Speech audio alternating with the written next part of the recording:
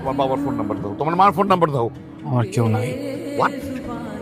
তোমার মা বাবা ভাই বোন কেউ নাই?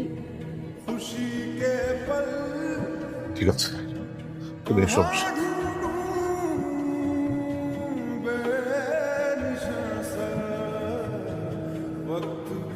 বিয়েটা তো হয়ে গেছে না, সংসারটা করি। কিসের সংসার? আমি আপনার বলছি আমি সংসার করবো, আমি আপনার বলছি আমি আপনার বিয়া করবো। হ্যাঁ,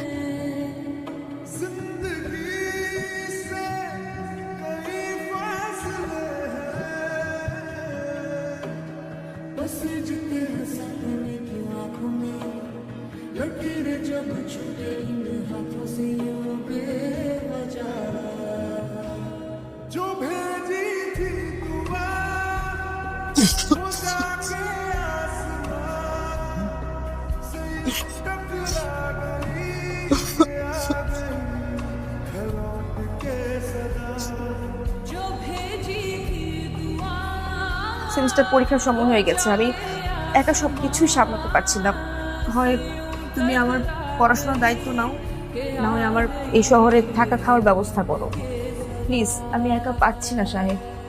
কারণ আমি বিশ্বাস করতে পারতেছি না যে তুমি আসলেই ভালোবেসে আমার সাথে আছো নাকি আমার সবকিছু দেখে আছো। I am really confuse. তুমি যদি আরো লেট করো সেমিস্টার ফি দিতে তাতে কোনো সমস্যা ছিল না। ব্যাপারটা হলো তুমি একটা ফাঁকিবাজ মেয়ে, ঠিক মতো লেখাপড়া করো না। Sir sir please sir sir sir এবারের মতো একটা শেষ সুযোগ দেন স্যার প্লিজ।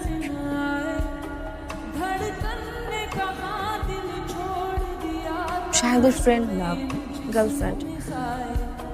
ও আমাকে লাস্ট 1 বছর যাবত বিয়ের কথা বলে ঘোরাচ্ছে, বিয়ে করছে না।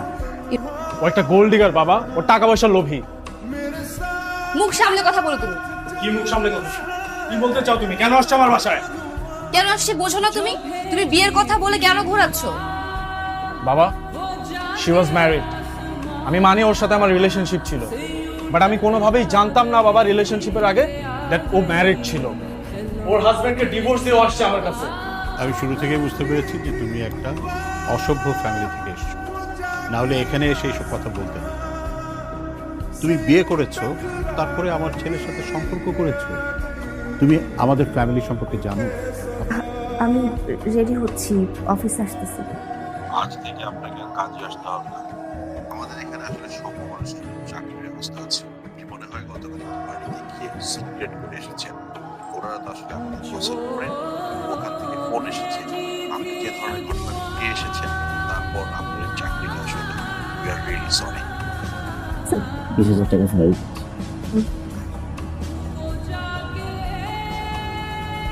তার সাথে কথা বলেই আপনাকে আমি জানাচ্ছি।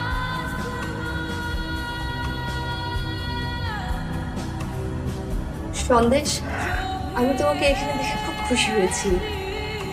কি নাম আপনার? রুহি। রুহি, আমি কি আপনাকে চিনি?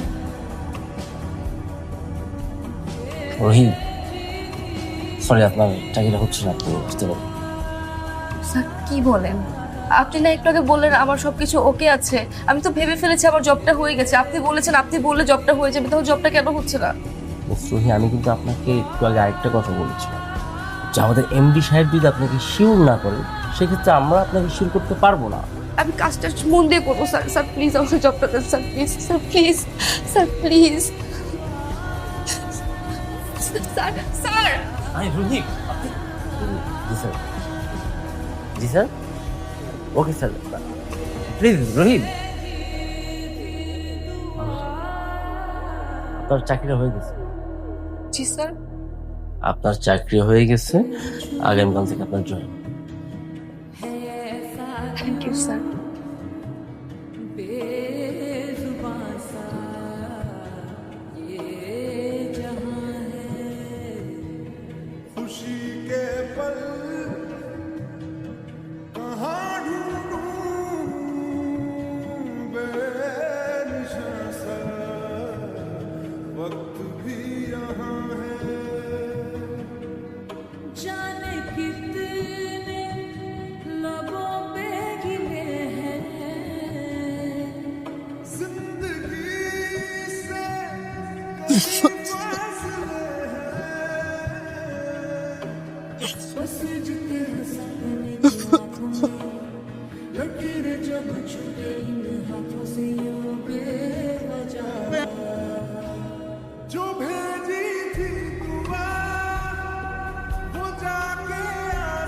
তুমি যে সন্দেশের কাছে এসেছো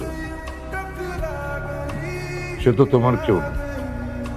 তোমার যে হাজবেন্ড ছিল সে তো ওই দিনই মরে গেছে। আঙ্কেল, আমি অনেক বড় ভুল করেছি। সন্দেশের মতো ছেলেকে আসলে আমি দূরে ঠেলে দিয়েছি, অবহেলা করেছি। আমি কাজটা ঠিক করিনি।